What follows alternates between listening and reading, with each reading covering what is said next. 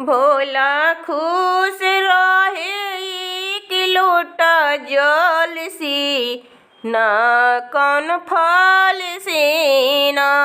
भोला खुश रहे एक लोटा जल से, ना कौन फल से ना।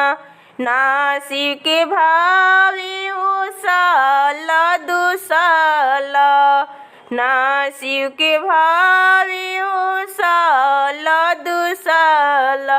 शिव जी खुश रहे छाला बाघाबार से, नहीं कौन फल से ना।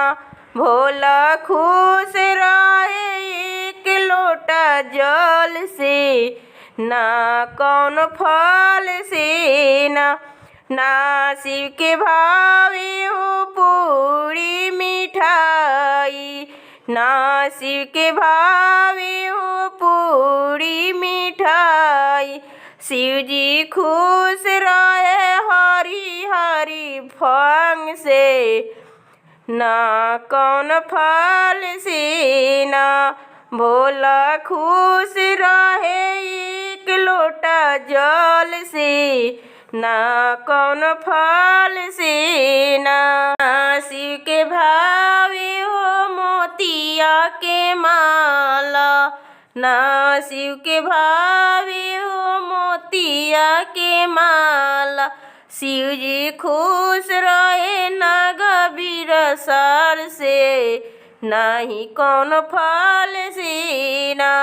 भोला खुश रहे एक लोटा जल से, ना कौन फल से ना।